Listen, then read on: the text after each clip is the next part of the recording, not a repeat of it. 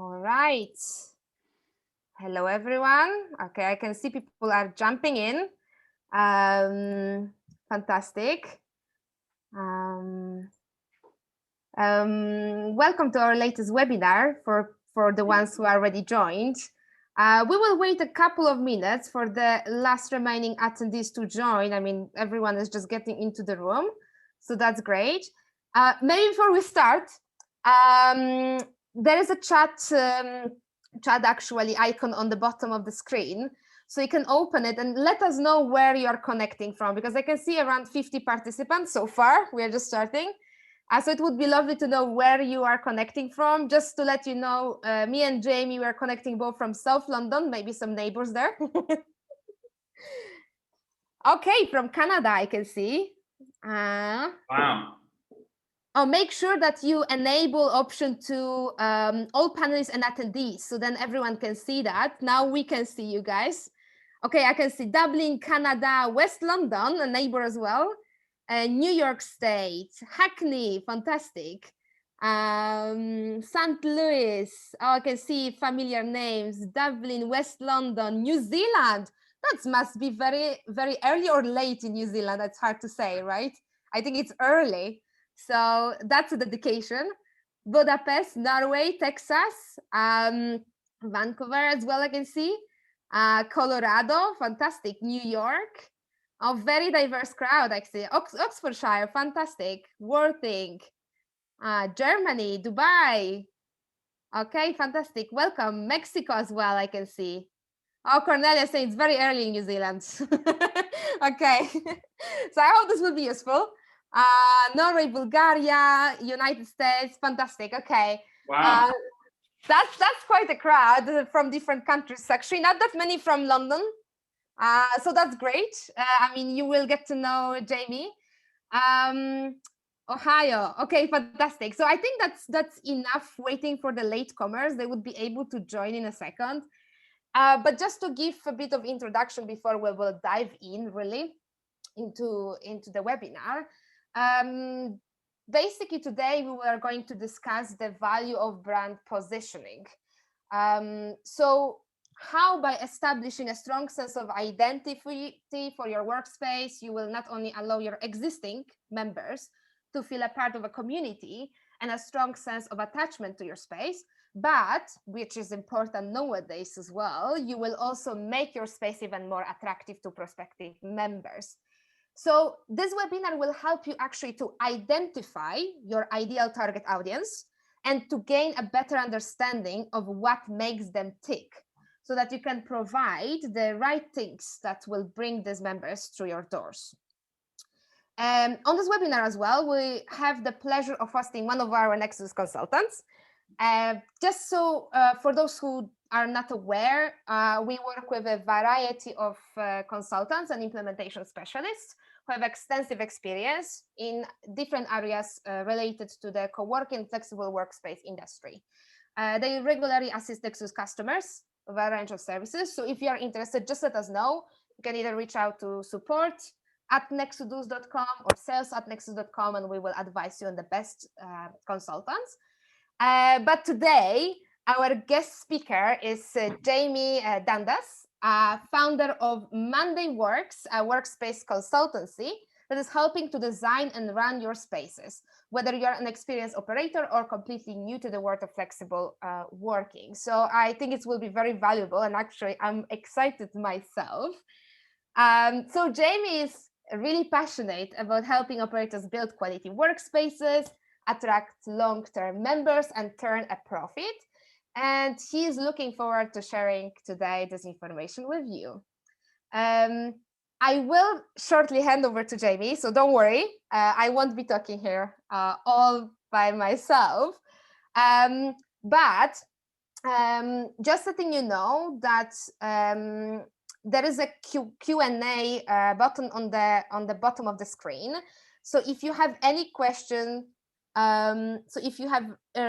any questions to Jamie directly, that would be great if you can put it there, because we will go to the Q&A session at the very end. Feel free to discuss things with everyone via chat, just letting you know to send the questions to all panelists if only us you want to share something with us only, or all panelists and attendees. Just think you know that Jamie will look at them at the end of his presentation. I will also provide Jamie's contact details in the chat, so look into it just in a second in case you wanted to get in touch with Jamie after the webinar.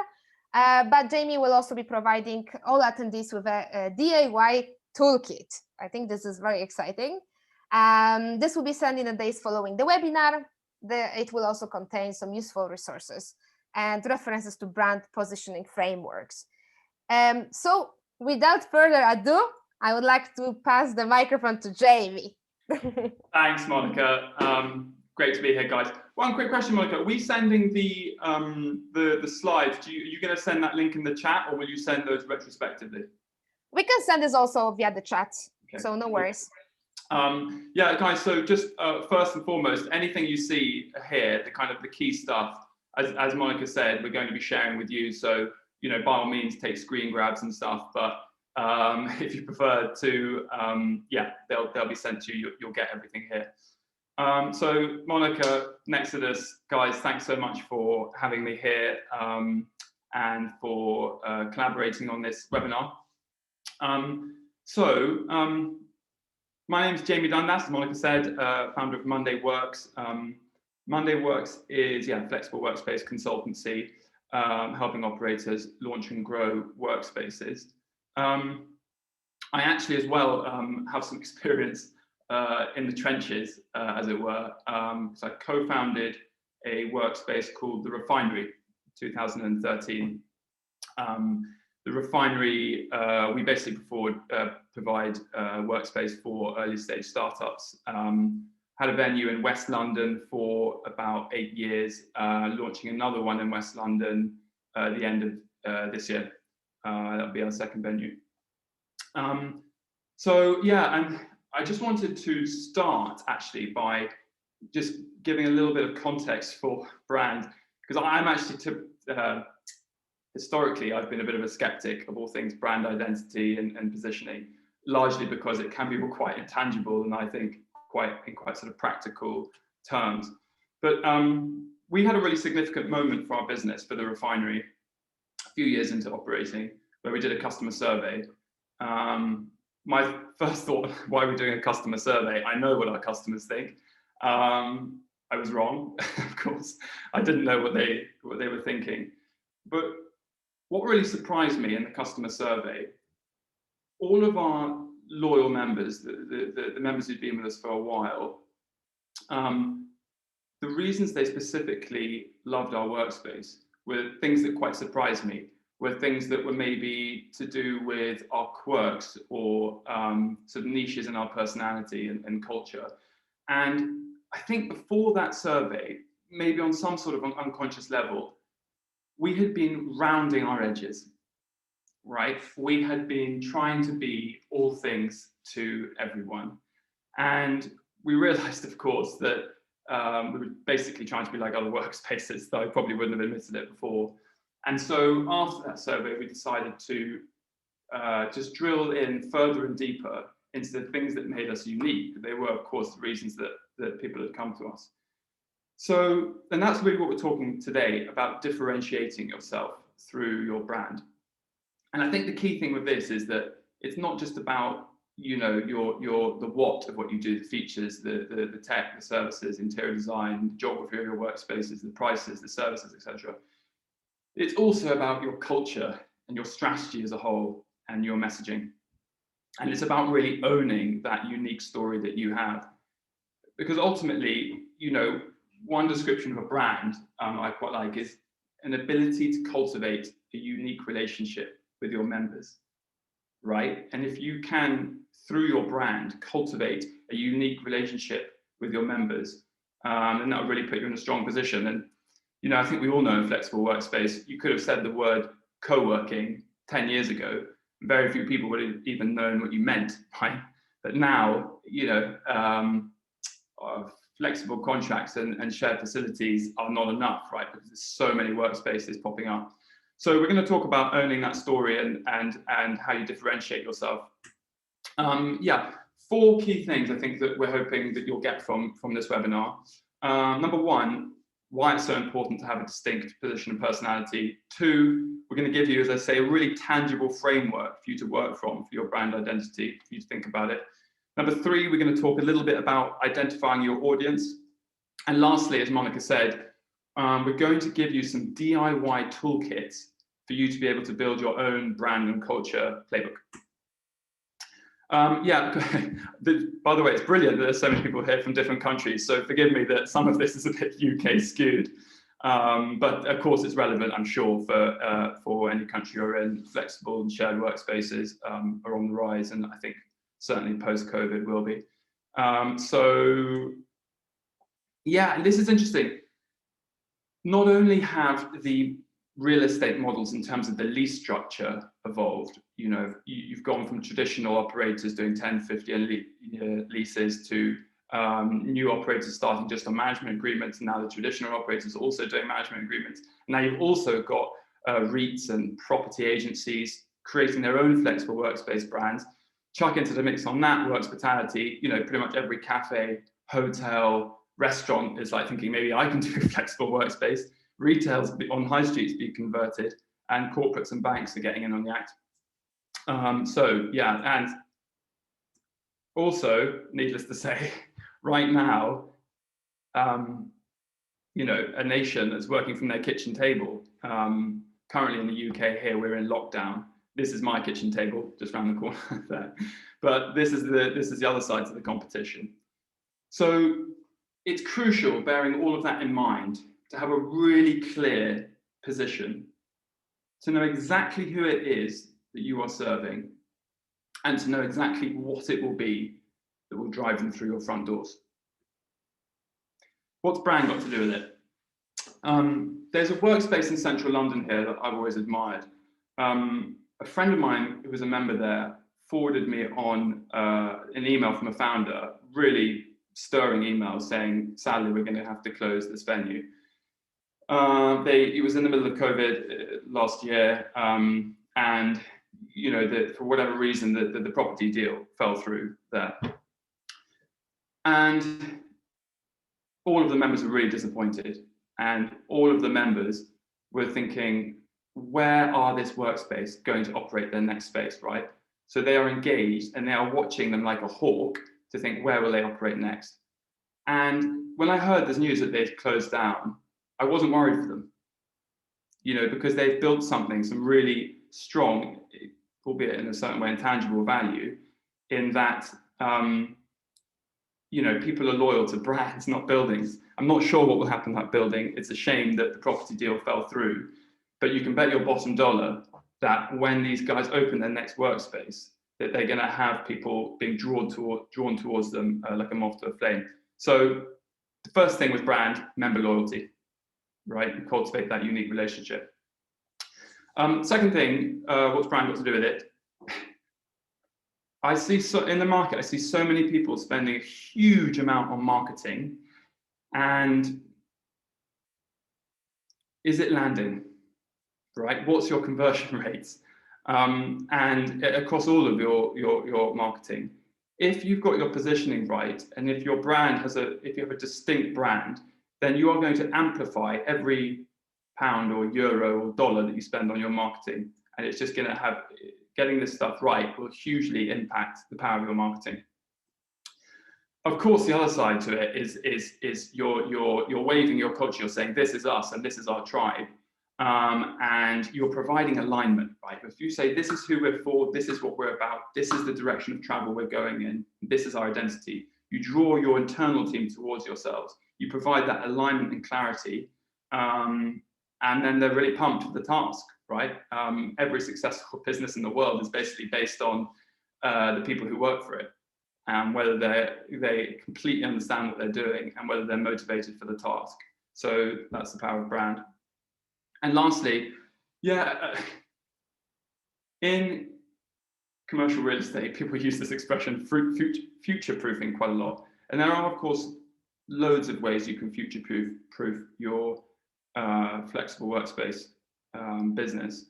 but one of the strongest ways you can do is, and one of the ways which you build a moat around your business is by brand. You know, people will always be able to pop up a Workspace next door to you in the same geographies with the same price, similar features, but they will not be able to compete with your story.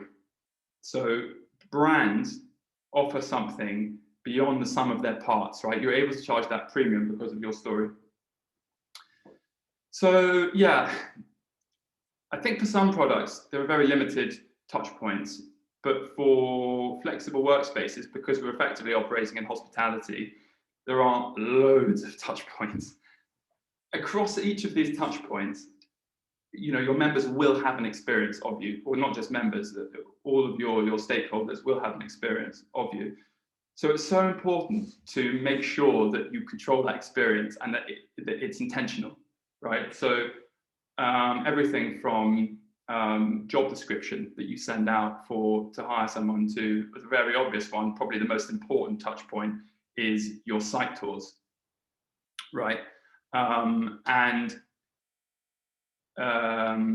Yeah, because as I've mentioned already, team is probably one of our workspace over here in West London. The thing I would hear over and over and over again is, just love Laura. Laura was our community manager, and your experience in the day-to-day basis as a member is just, and it's like 80% of the enjoyment of a flexible workspace is that team that's hosting you, and they set the tone. So, but of course, they have one of many touch points, right? Yeah, you'll get the idea from this talk that I'm a big fan of Nike, but I think not just because I like Nike and their products, but because for their success as a brand. So I'm just going to use a quick couple of examples to show that power of brand versus others that are maybe operating as a bit more of a commodity and what that gives you. So first off, Hyatt. If Nike were to do a hotel, you would have a pretty good idea of what that hotel would be like, right? If they were to move into the hotel business. Or if 10 of us were to sit down and brainstorm what a Nike hotel would be like, we'd have, you know, we could piece that together to a certain extent. If Hyatt were to launch a range of trainers or sneakers, I would have absolutely no idea what those trainers would be like. And that is because Nike own a brand and Hyatt own real estate, right? The difference is that Nike are known for something beyond their product. And what that gives is a consistent and memorable experience where they're memorable. So the goal is to be distinct and to be known for something beyond your product. Next example, we have a local park here, Battersea Park, and I do a 3 to 4 mile plod, very slow run around it, about three or four times a week. I either put on my Nike socks or socks I've bought just on Amazon, searching through for budget socks. When I put on my Nike socks, I feel a sense of like grittiness, and I feel like an athlete, and I feel like my little 3 mile plod is far more than that. I feel a kind of sense of empowerment and can do. When I put on the other ones, I just feel meh.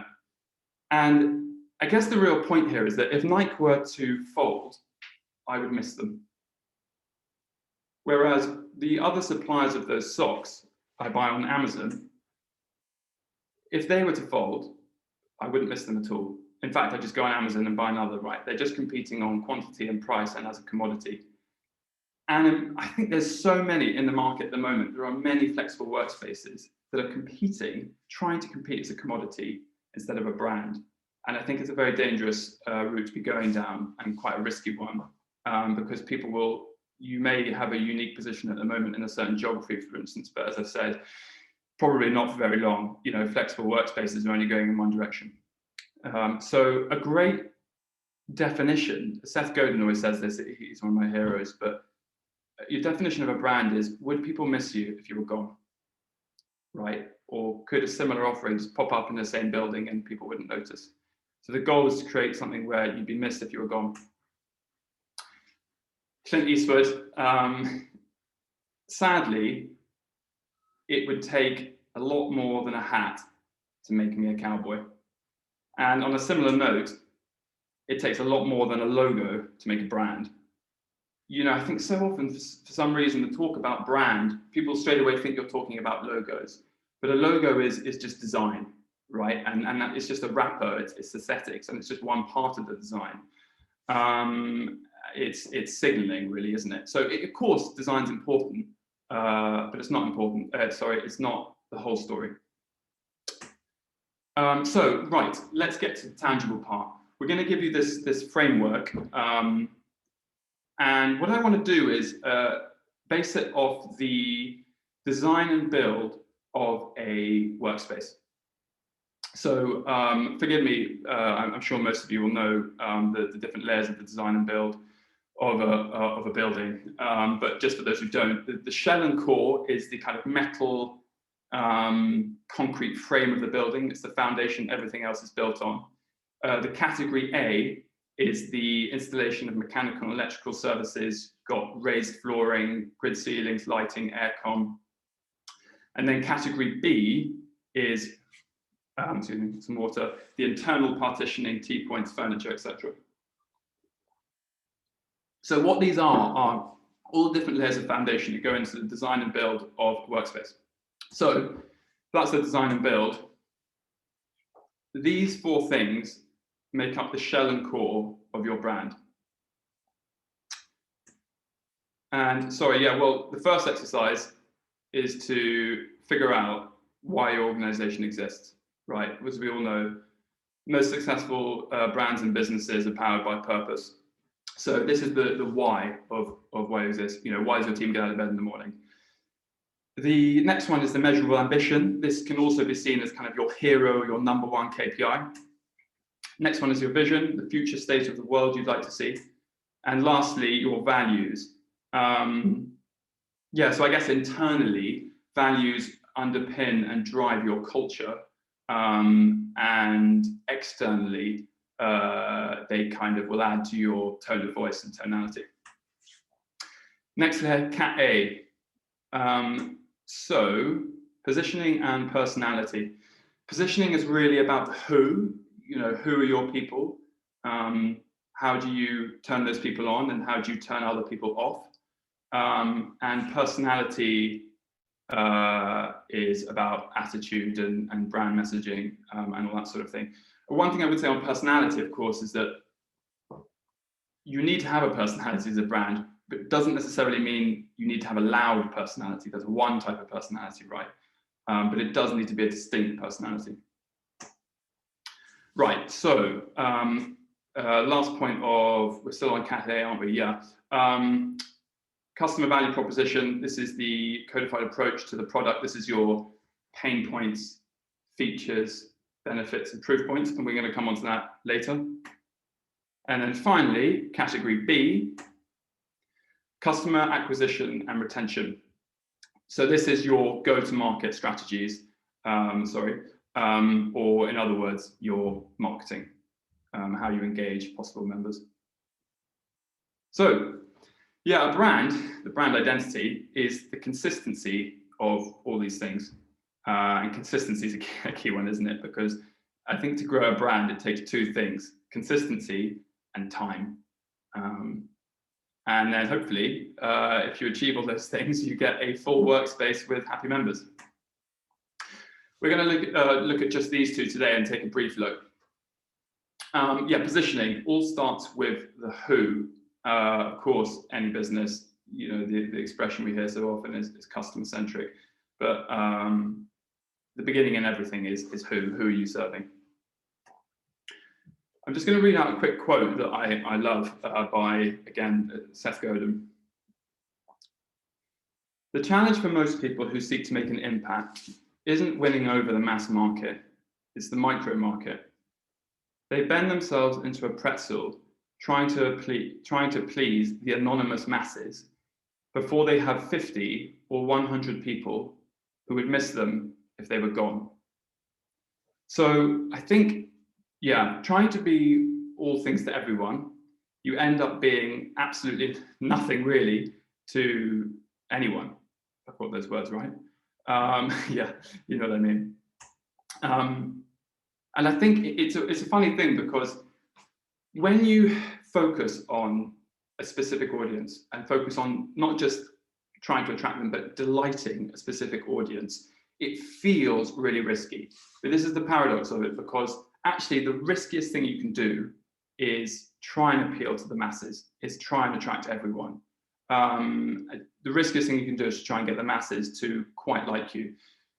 Paul Graham, who's the founder of Y Combinator, the Airbnb guys said, the founders said, the best advice they ever got was from him. And he said, stop trying to get 1,000 people to like you, start trying to get 100 people to love you.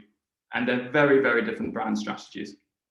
So what this is about is developing an offering where the only response you won't get is that someone's agnostic to what you're doing, right? You want to either, and it's not for the sake of it, of course, you know, you don't want to specifically annoy people or make them hate you, but it's just that you have to be comfortable that if you are going to delight a very specific group of people, that will mean that another group of people will probably make quite a loud noise that they don't like your workspace and your offering.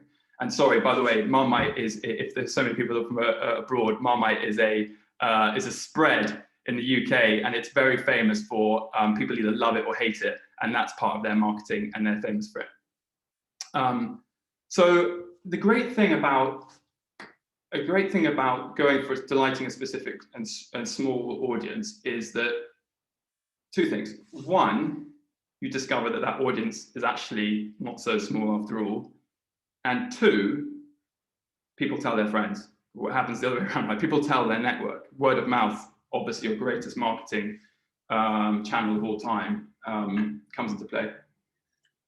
And the last thing I would just say is, I know mention of WeWork is put some people off or put some people on because they're obviously such a big player in the market. But what I would say is the early years of WeWork were a very good example of a company having a very differentiated brand and either turning some people on or turning them off. You know, their ostentatious design, they talked so much about the number of 3 liters of beers being consumed, everyone wearing flip-flops and bringing their dogs to work, having a launch party that looked more like a rave. You know, these are all things that are very intentionally designed to put the right people on, turn the wrong people off. And, you know, they were ultimately they started really just to attract a very niche crowd, the New York tech and creative crowd, right? Relatively small.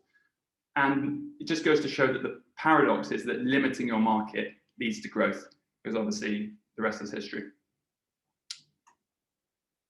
So yeah, the other importance with brand is that, and setting yourself up in a clear and distinct position, is that I'm sure if you're involved in the site tours of your venue, of your community managers, someone will arrive for a site tour, and within about 20 seconds, you will just know that they're the wrong fit, right? And you kind of just know that it will be a bit of a waste of their time and a bit of a waste of your time. Because there is a cost to attracting the wrong type of customer. There's a cost to it. You know, you'll probably have to offer them discounts above what you would have wanted. They'll probably leave in 3 months, so your churn will increase and you'll have to spend more money on marketing.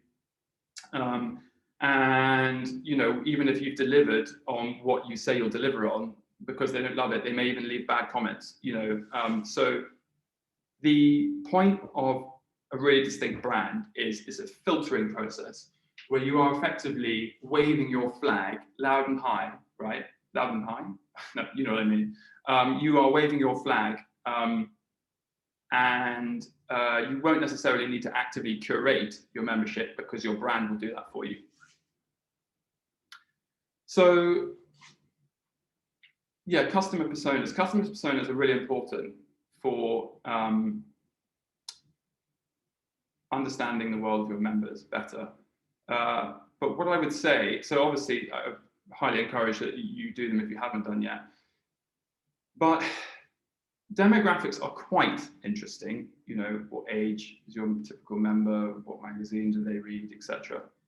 But what's far more interesting is psychographics. You know, what are their hopes and dreams? What are their fears? What do they believe about the world? because they'll have a conversation going on already in their brains. And the more that you understand their psychology, the more that you can empathize with them and you understand what they love and hate, and you can take them to where they want to get to, the better you'll be placed. So yeah, here are just a couple of examples. Again, we'll give you these slides. And even further than that, Pedro. Yeah, so we had a guy called Pedro turn up for a site tour, and he said he'd done 8 site tours in a day, which was more than anything really impressive. And we were the 8th. He came and he said, I'm in. It was a Thursday or a Friday. He said, I'm in. Can I come on Monday? And he had this little checklist of things. I remember one of the first things he said to me was, I want to join a workspace where I'm not just another number. Oh, and is it all right if I bring my dog? Straight away, I was like, everything that we are it's very, the Refinery's offering is for real kind of freelancers, solopreneurs. It's all about that kind of developing community and we tend to have a lot of people who aren't from London, so they're quite keen to be invested in the community, and it's all quite early stage stuff, so it's all quite informal and creative type workspace. So of course, Pedro was absolutely perfect for us. He was from Spain, and he was a developer, and he had a small child, so he needed to get out of the house, but didn't have a huge budget. Anyway, he became one of our loyal fans, and once we realized that he was just so core to our DNA, and we ticked off all of this list of things he wanted above other workspaces that were quite niche, we decided as a strategy from then on, whenever we wanted to do something or take our company in a direction, is, would Pedro enjoy it? You know, this is getting super, super simple, but literally taking it down to, you know, when we crafted our newsletters, we would write them as if we were writing the newsletter to Pedro as a personal newsletter. And needless to say, Pedro, I think the idea with this is that rather than, if you've got your Pedros, rather than trying to find others who maybe don't fit that bill, it's a far better strategy to try and dial up from, even though they're at a 9 out of 10, to try and dial them up from 9 to 10. And yeah, I guess the question I would ask is, and actually even from, yeah, even we considered, we didn't actually do this in the end, but we were going to have a sort of mini members council where we would literally run past our strategy and all kind of questions via people like Pedro. So the question really is, who is your Pedro? Of course, his criteria is very specific to our workspace. But whether you're considering setting up a flexible workspace or you're existingly operating one, I wonder who your Pedro is. Who is your diehard, your DNA, like, you know, would really miss you if you were gone? And asking yourselves that question and how you can dial up, taking that person up 2 notches, is how you build a really distinct brand. I love this quote because it's the great challenge, right? We can all communicate and talk and give, you know, here, but the brands that drop from here to here at 18 inches are the successful ones. And I think of that Maya Angelou quote that, you know, you never remember what someone says to you, but you always remember the feeling that they gave you. And it's the same with brands, you know, because we're all human beings. So brands that give you a feeling, connect with you on an emotional level, and manage to do that consistently, succeed. Here are a few examples. The Wing are a private members club for women only, providing hot desking and events. And across absolutely every single one of their touch points, you feel empowered. And yeah, Work.life, co-working for startups and freelancers looking for work-life balance. Again, I saw one of them posting on LinkedIn the other day, and it was, you know, even the LinkedIn post felt caring and nurturing. So that's the consistent feeling they give across all touch points. Argyle, these guys are a premium service office offering for execs and corporate professionals. And yeah, you just feel respected and esteemed, whether you go into their workspace or see their marketing or, yeah. Breather, I'm a big Breather fan because we've got a lot of stress in our lives. They provide bookable meetings. I mean, they're not doing great at the moment, by the by, but that's not the point. As a brand, they're great. Bookable meeting spaces for offsites and everything. Their Instagram account is a wonderful place to be. You feel rested and calm. So yeah, I guess the question here is, the first step is knowing what emotion you want your members to feel, and try and, if you can, come up with one word. And the next stage is implementing it. I love this quote from Jamie Russo.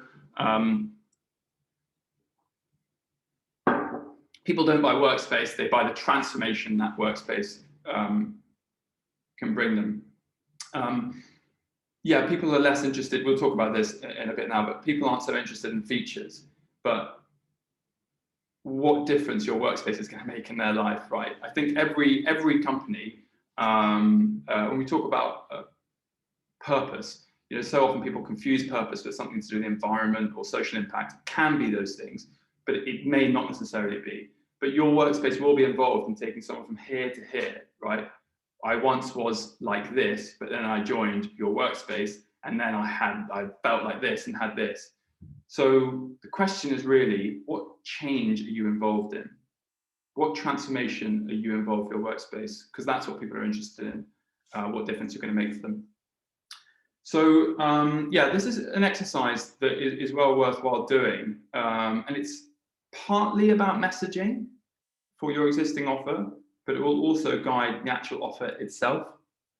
And it's really important to identify what the main features of your Workspace are, what pain points and problems you're solving for people in their lives or their businesses. But as I say, more importantly than that, if there's a pain point, you provide a feature to solve it, but then in your messaging, you want to talk about the benefit, right? So this is your pain, here's the thing in our Workspace that we provide to solve it.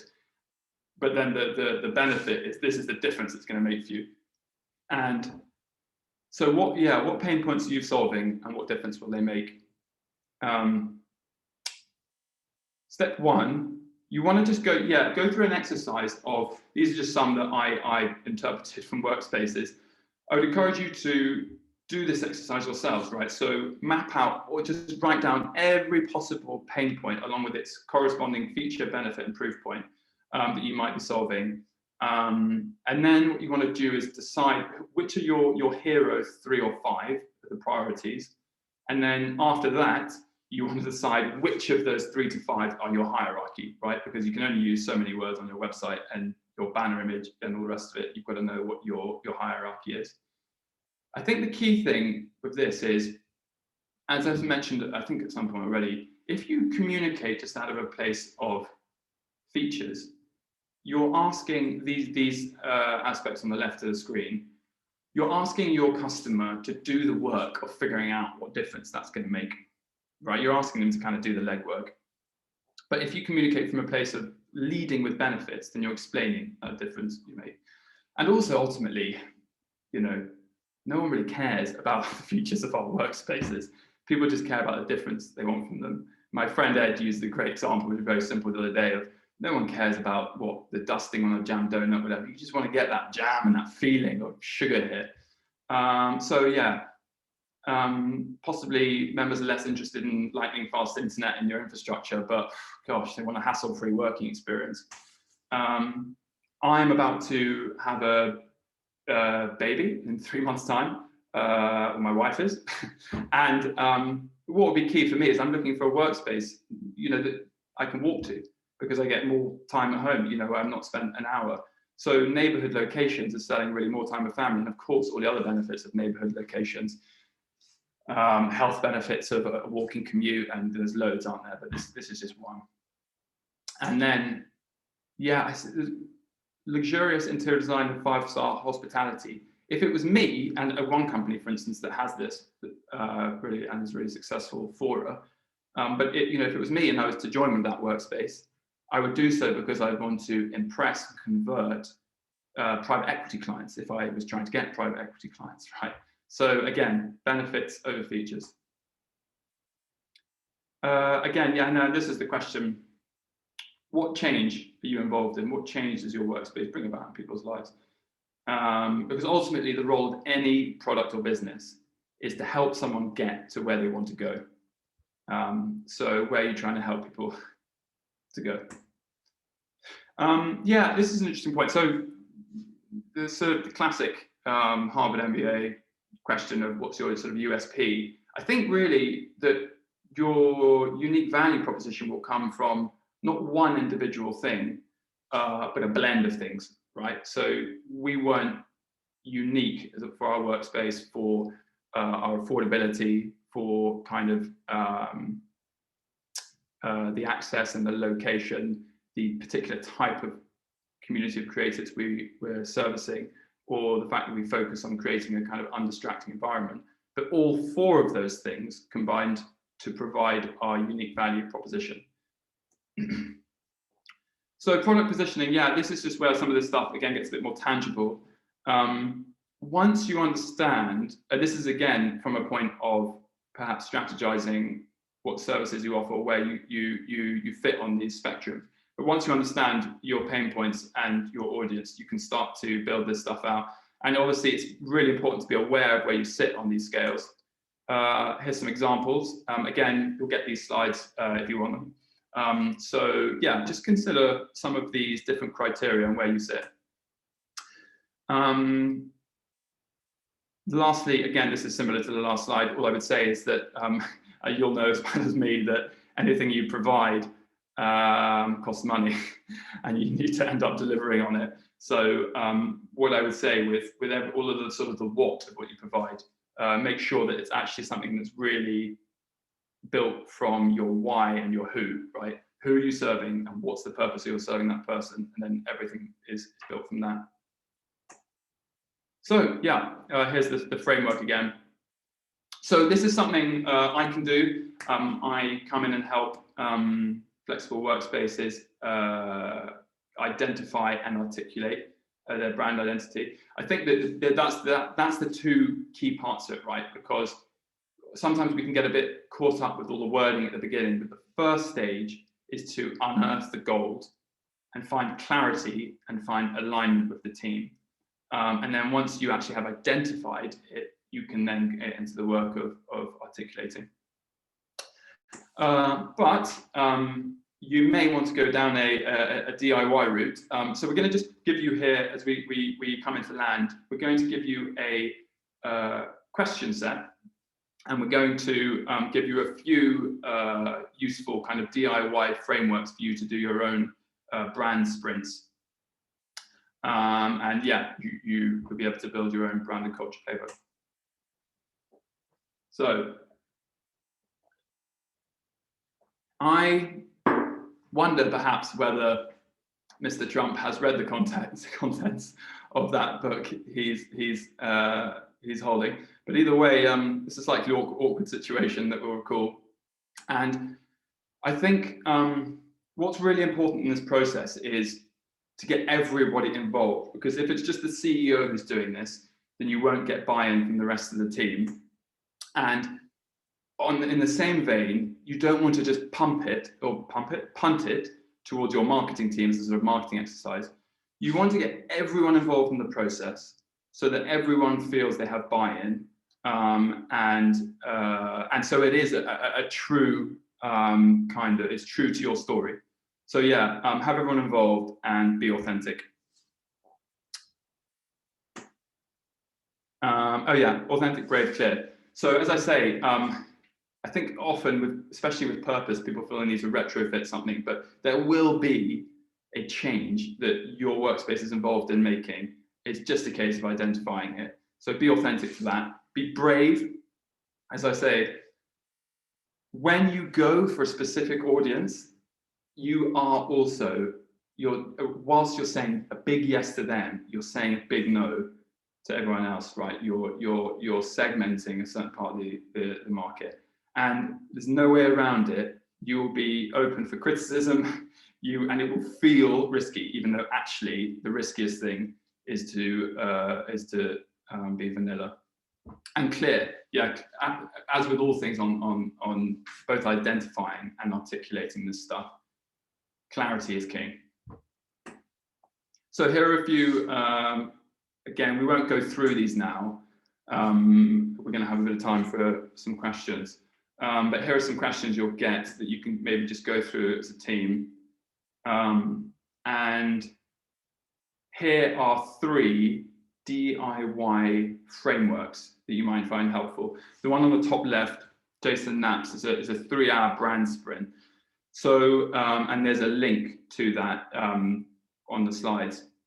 This is really useful because it's quite a long blog post he wrote, but he's mapped out how you can basically just section off 3 hours in the day with your whole team and go through all this stuff.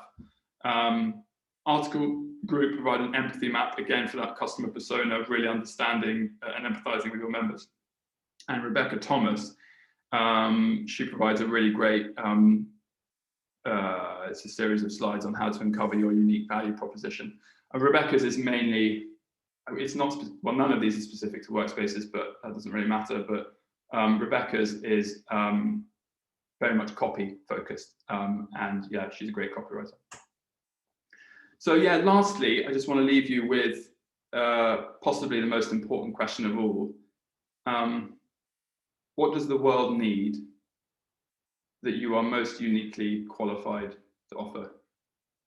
And I love that question because there's 2 sides to that question, right?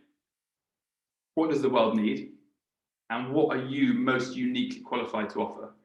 Because there's no sense in just focusing on one and not the other, right? There will be things that you are uniquely, your team, you know, whether you own buildings and assets or the makeup of your team or whatever your story, whatever it is, there will be things you are uniquely qualified.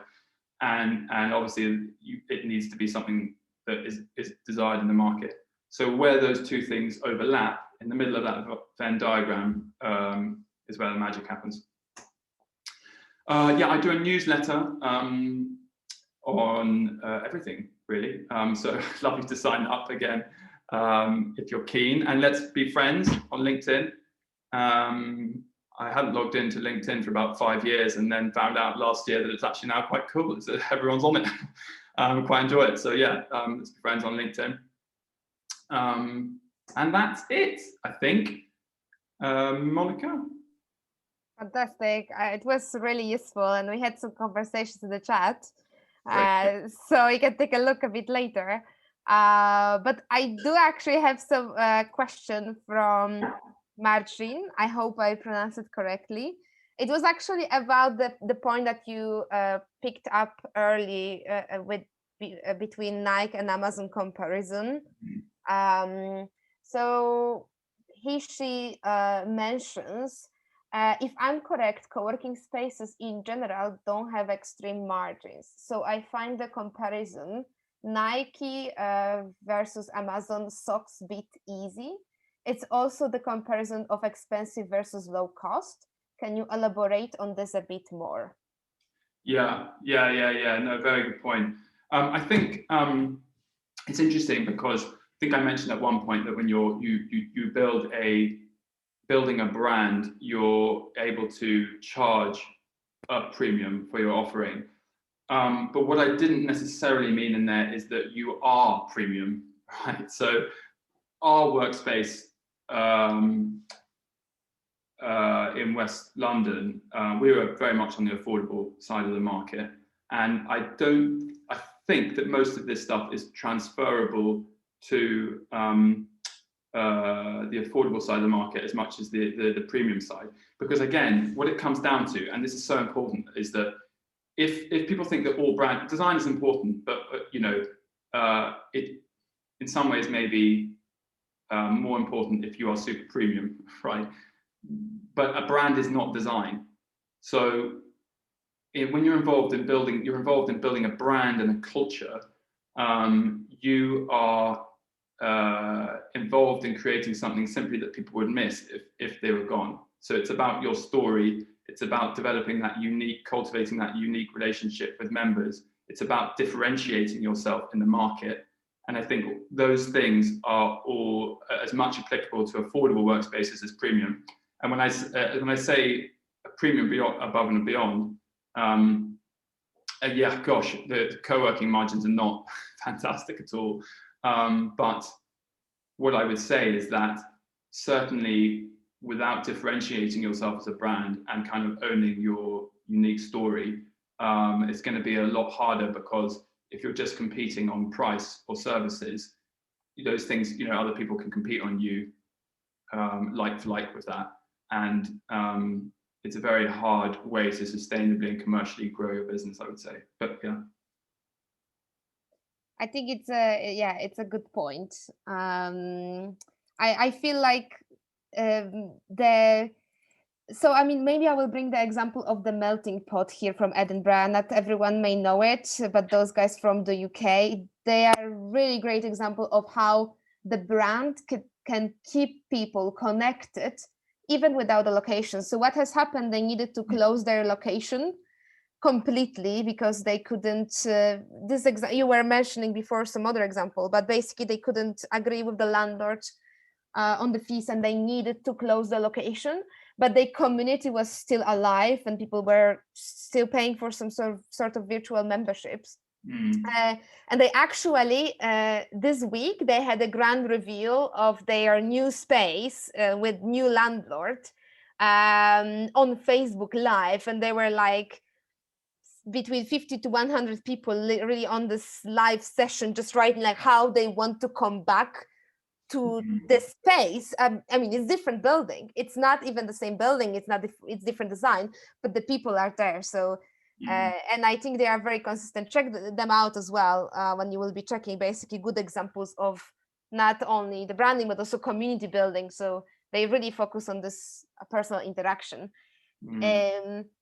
Actually, Holly, who by the way knows Rebecca Thomas, I think. Oh, nice.